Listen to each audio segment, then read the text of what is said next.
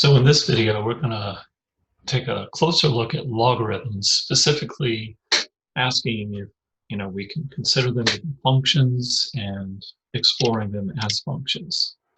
There is a video lesson notes and example sheet that might be a good way to take notes in this video. So we'll just start off here with number one. Assuming you watched the video on exponential functions, you should be able to sketch a pretty accurate graph of y equals 2dx over here on this graph paper. I'll remind you that there are three main features we kind of talked about, two of them being particular points that you could use, and then there's also an asymptote on this graph. So why don't you pause the video and see if you can sketch the graph of y equal 2 to the x. Probably even just making a table would help. Okay, see if this is what you did. So previously we had talked about how the points 0a and 1a times b are on the graph. In this case, our a is just 1. So we would have the point 0, 1, right? If we put 0 in for x, we get back 1, and then the point 1, 2 on the graph. And then the third feature that we talked about was the horizontal asymptote of y equals 0. Now, we could also maybe graph a few more points, but let's go ahead and put these in here. So we have 0, 1, and then 1, 2, and then here's that horizontal asymptote of y equals 0. So we can already tell that the graph is generally just going to kind of come up doing that, go through those 2 points. Let me undo that. But let's pick a couple more points while we're at it. So if we were plugging 3, oh, I'm sorry, if we were plugging 2, let's do 2 first, right? We would just have 2 squared, so we get back 4. If we plug in 3, we'd have 2 cubes, so we get back 8.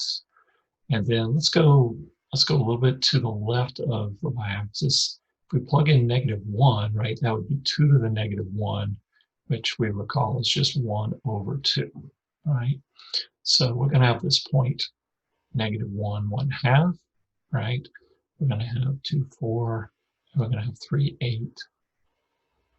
And this is more than enough information, I think, to be able to sketch this graph.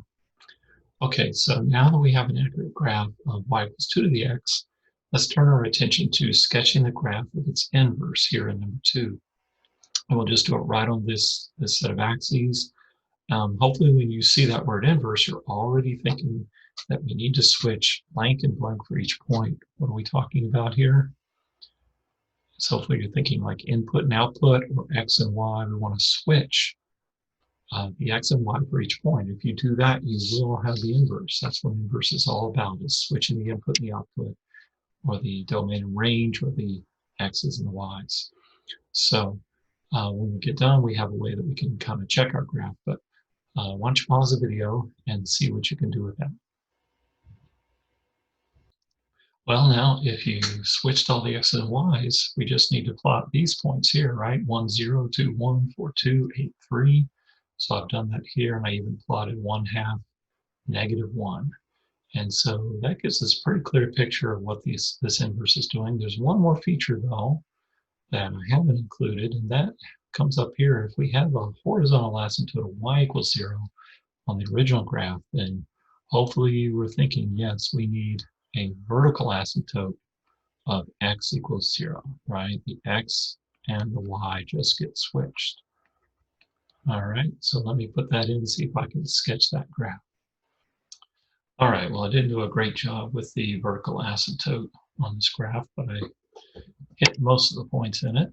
Hopefully this is what the graph of your inverse is looking like. And we can see that if we look at the two graphs together, there is this symmetry with the line y equals x. So I drew that in so you can kind of see the symmetry there. And that's what should happen anytime that you sketch an inverse of a function where you're switching the x's and the y's. All right, what I'd like to do now is take a look at, well, just kind of check this out using the calculator. All right, let me open a new file, and we'll add graphs.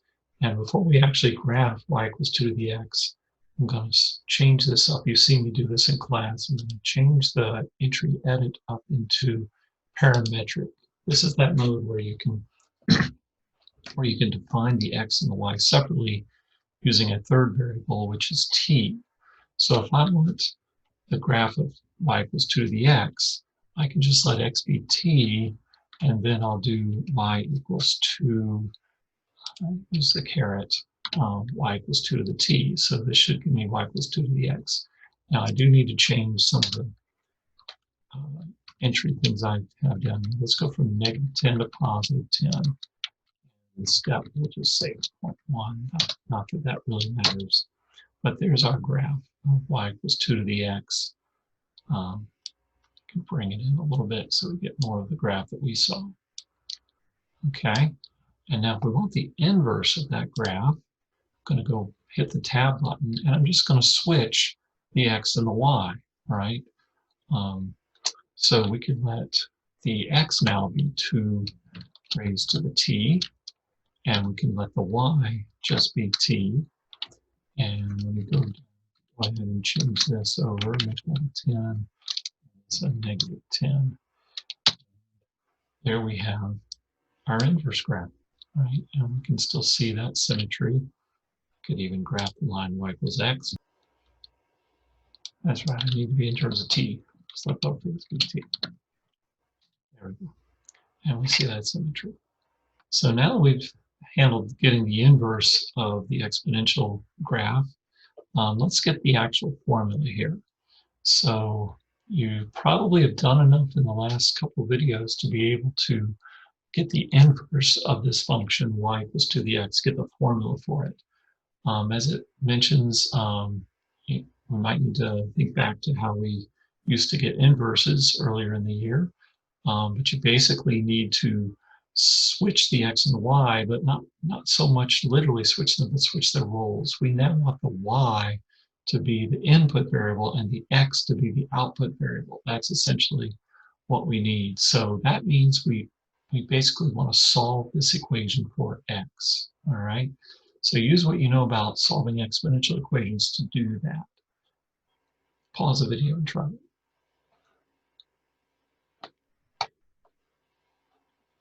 All right, is this what you got?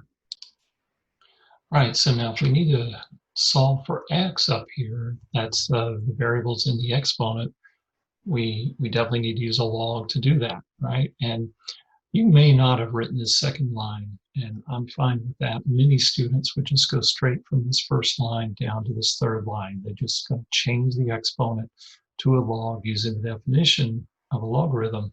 So we need our base to be 2. We're going to take the log of the power, right? In this case, the power is y, and that's going to equal the exponent, which is x, right? So, you can almost think of this top line and this third line as kind of equivalent equations, equivalent expressions. They're just written in a different way. But the middle line kind of shows algebraically what you're doing. You're actually taking the log base 2 of both sides of this equation. And on the right-hand side, the log base 2 will cancel out with the exponential 2 to the x, just leaving with the x, all right? Because as we were talking earlier, we have an inverse situation here. All right. Now, if we were just to graph this log base 2 of y equals x, notice that the y is the input variable and the x is the output, and that's what we wanted. We wanted them to switch their roles. But if we were to actually graph them, the x would be on the vertical and the y would be on the horizontal, and we would get, and we would be graphing that way. If we're going to graph this on the calculator, we need to actually switch, okay, the x and the y, because the x is always the input variable on the calculator, and the y is always the output, right? They always have the y on the vertical and the x on the horizontal. So we're gonna actually literally switch the x and y so that now when we go back to our calculator, we can kind of check our graph here and get some of this stuff out of the way. I'm going to go back to menu, graph entry edit, and change back into function mode, all right? And let's graph the we'll basically have y equals here, and I'm going to hit Control and then 10 to the x. That brings up the log thing, and we have a base 2 here, and we're going to plug in x right there. And what we should get, I'm not sure what color we're going to get. I might change the color here, but we should get something that looks familiar. Yes, you can see. So I just had the blue graph. Let's change that color. Let's make this green, so we have different colors here. But now we see that that new green graph is actually right on top of the red graph. So we actually have found the formula for the inverse graph of the exponential to the x. And we can kind of, let's see if I hit tab and go back and forth between these two graphs and see that they do appear to be right on top of each other.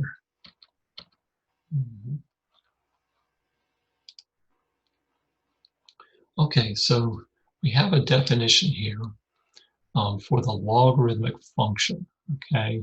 Not only have we seen that the log is the inverse of the exponential, the graphs match, but also we can see from the graph here on the calculator that it does appear to be a function, right? There's only going to be one output value for every input. We're passing the vertical line test. So this definition actually should look fairly familiar. We've already kind of defined what a log is when it comes to solving an exponential equation. So we're still going to have that as long that x needs to be positive, the base needs to be positive, and the base also should not equal 1. And if that's the case, then y equals log of x base b is called a logarithmic function with base b. All right. And of course, we write it this way. Let's just go ahead and point out that it is the inverse function of y equals b to the x. And let's remind ourselves here that what we're taking the log of, right, is the power, and what we're getting back is the exponent. Okay. Over here, of course, when we're in an exponential situation, we have the base raised to the exponent equals the power, and here the output now is the exponent while the input is the power in the log. So let's take a look now at number 4. Why does the x up here in this logarithm have to be a positive number? Is there something wrong with taking, say, the log of -9 base 3? All right, pause the video and think about, see if you can come up with a good answer for that.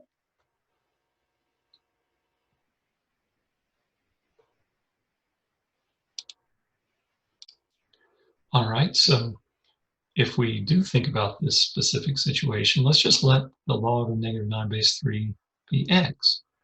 And if we change that using the definition over to its exponential form, that means 3 to the x would equal -9.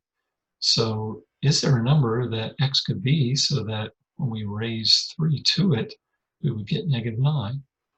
And hopefully very quickly you can see, no, there is nothing. So that's why we can't take the log of a negative number especially when this base is always going to be positive, okay? The other thing I guess we should take a look at is, could we take the log, say, base 3 of 0, right? If that was to equal x, that would mean 3 to the x equals 0. And we have the same issue, right? That there's no number we could raise x to, that we could raise 3 to that would give us 0. So, so the power must be positive when we plug that power in for and take the log of it. All right, so you've already been introduced to the idea of a common logarithm and a natural logarithm. So now that we have a definition for a logarithmic function, we also can talk about the common logarithmic function. In this case, of course, the base would be 10. So we'll fill that in. And so if you ever see y equals log of x, that is going to be the inverse function of y equals 10 to the x. And the log of the power equaling the exponent, if you don't see any number down there with the log, that implies that the base is 10. That means 10 to the exponent equals the power, right? And then the natural logarithm function, of course, we use the ln notation there, and that would mean, right, that we have base e, as we were saying the other time. So if you see y equals natural log of x, you know that that is the inverse of e to the x. And if you see in an equation where you're taking the natural log of the power to equal an exponent, that means that the same thing as e raised to the exponent equals that power. All right, before we get to some specific examples, I did just want to kind of take a compare the two functions, the exponential function, the logarithmic functions, with some of the things we already know. Now, I'll point out that I'm using an exponential function where the a is equal to 1. I'll just write that in here, a equals 1. Okay, maybe I'll switch colors here a little bit. So, if the graph of the exponential function contains the point 0, 1, then yes, the graph of the log function that contains the point 1, 0, like we saw in our graph. If the graph of the exponential contains the point 1b, in this case where a is 1, so it would just be, if you plug 1 in for x, you'll just get back b. Then, of course, this graph over here is going to have to contain the point b1. All right. We saw there was a horizontal asymptote of y equals 0 on the exponential function. So on the logarithmic function, we have the vertical asymptote of x equals 0. All right. We haven't yet talked about the domain and range, but why don't you take a look back at your graph and see if you can figure out what the domain and range are for the log function. Pause the video and see what you get for that.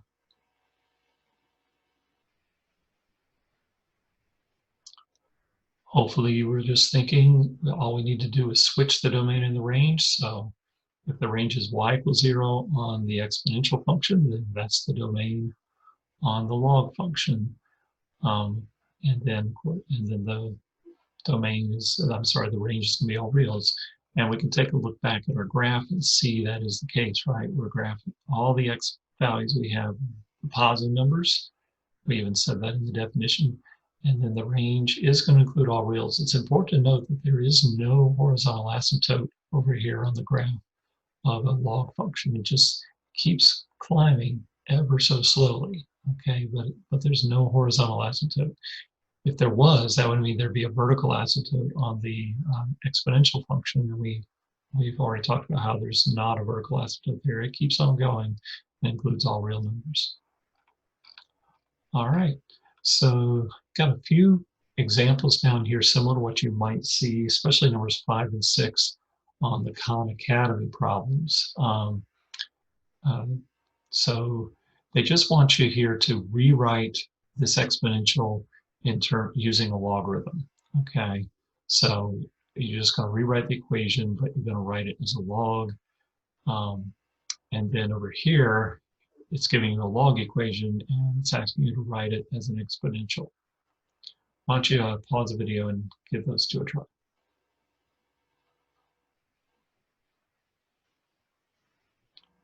Thank you for doing that. See if you got this. So let's see, if we're going to write as a log, then we need our base, which is 25, to be down here. And our power, right, is the 125 equals the exponent 3/2. You might be wondering if this is a true statement. It is. Recall that the 2 in the denominator on the exponent means we want to take the root, right? This would be the same thing as taking the square root of 25 and then cubing it, right? The 3 on top means we're going to cube. So the square root of 25 is 5, right? And when we cube that, we get 125. Hopefully with number 6, you recognize that this is the natural log, so we need to have e as our base. So it's, think of it as just a little e down there. So e to the 4th equals our power of 54.598. Right, this last problem you're not going to see on Khan Academy. I was hoping to find something like it, but did want to do an example where you're solving a log equation. In previous videos, we've solved exponentials, but you can also solve an equation that involves a logarithm. How do we get rid of the log to get to this 5x minus 4? And that goes back to what we defined, we were saying that the log is the inverse of the exponential. Well, it's also true that the exponential is the inverse of the log. So when you have a variable buried inside a log, it means you have to change to an exponent. So now notice this is log. You might not think you see the base, but remember the base is 10. So change this to an exponent and then see if you can solve for x. Pause the video and give that a try. Thanks for doing that. See if you got 104 over 5. That should be your answer for x. All right, well, if you're not sure, how do we do that? Well, let's see, let's change to an exponent. So this will be 10 to the second power equals 5x minus 4. And you'll notice once you've done that, you basically just have a linear function, right? 10 squared is 100. 5x minus 4. Now just add the 4 over, right? So we have 104 equals 5x and divide by 5. So it's really a simple problem once you change the log over to an exponent. Okay, so you've been introduced to the logarithmic function as well as its graph. You understand how to use logs to solve exponential equations. So you've got a pretty good foundation logarithms. I'm going to make one more short video to show you some properties of logarithms that, even though we're not going to really delve into them with some practice unless you want to, it's good to be exposed to them.